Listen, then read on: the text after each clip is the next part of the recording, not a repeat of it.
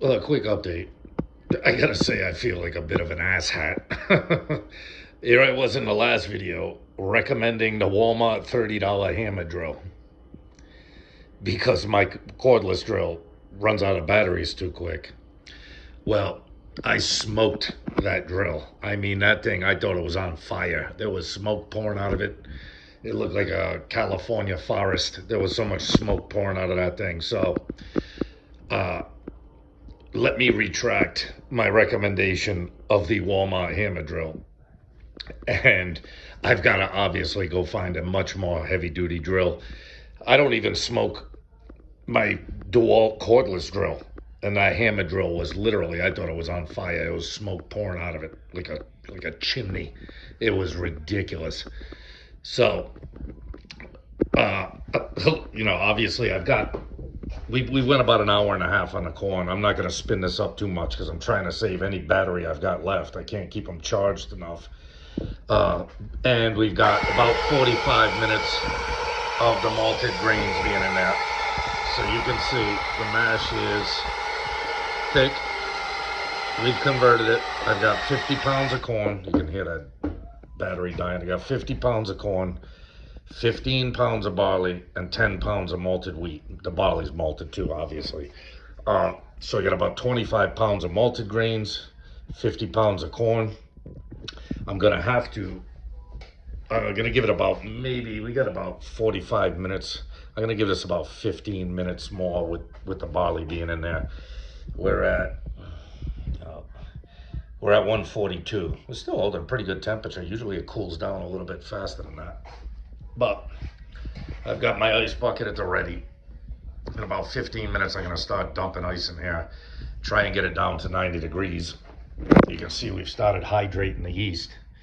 I went with the rum yeast this time. I did last time too with the last batch, but I've got a couple packets of rum yeast left over, and I gotta say I've been pretty happy with the distillation using that rum yeast. I got one more packet of it left unopened, so I'm gonna really pay attention to the fermentation on this, the flavors that's coming out of that rum yeast. You can see it's starting to rehydrate. When you start catching bubbles like that, you know that yeast is rehydrating.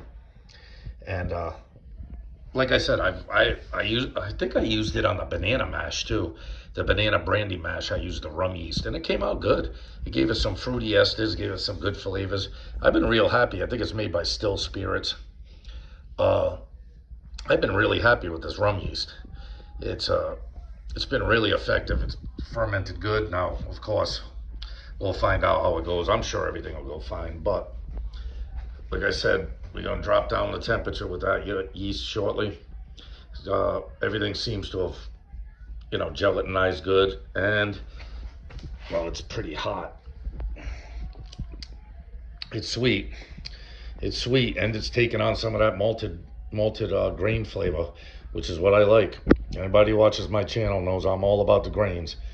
A little bit of sugar is fine to kind of bump up to capitalize the amount of potential alcohol by volume. But like I said, I'm using about a half pound of sugar per gallon. So about 12 pounds of sugar went into 25 gallons of water.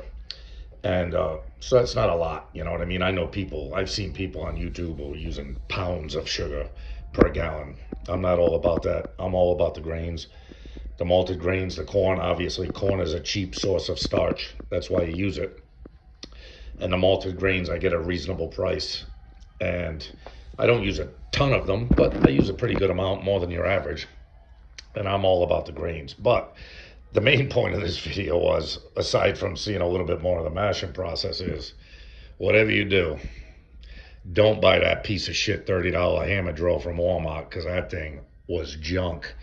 If a cordless drill like this can handle stirring this up, and you smoke out a hammer drill, well, I'm not sure what they fucking made that thing to do, but usually a hammer drill is made to drill through, lots of wood to run wiring or piping or whatever.